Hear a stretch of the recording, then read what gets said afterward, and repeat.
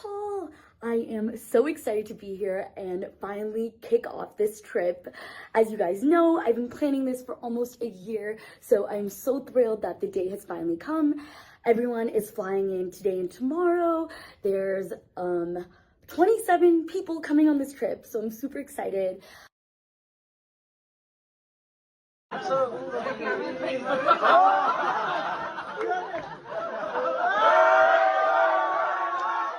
Day 1, we started our day early, waking up at 4 a.m. to take a 9-hour bus from Kathmandu to Pokhara.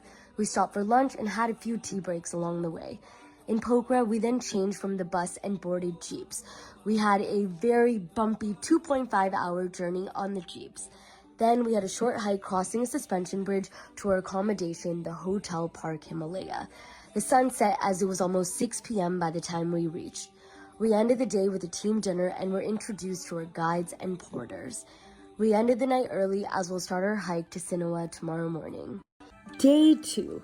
We gathered for breakfast around 6:30 a.m., then followed with some stretching, dancing to warm up, and then made our way towards Upper Sinhawa.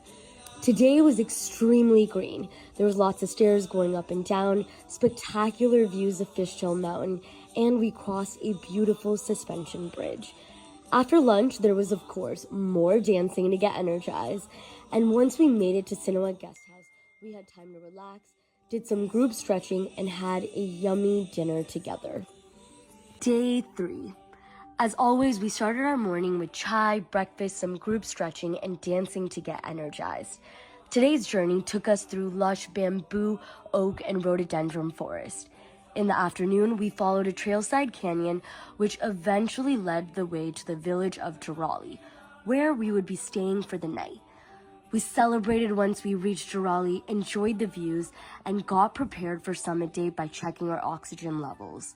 As altitude increased, temperatures decreased.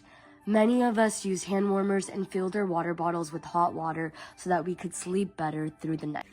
Day 4. It's summit day. Today, we finally reached Annapurna Base Camp.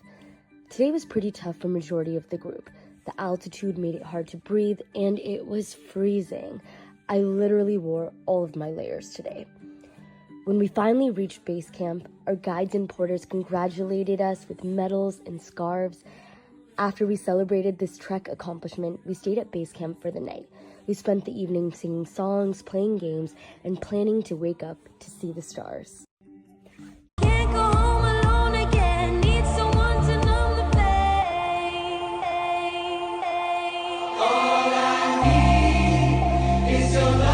Day 5. After a gorgeous sunrise at base camp, we began our descent.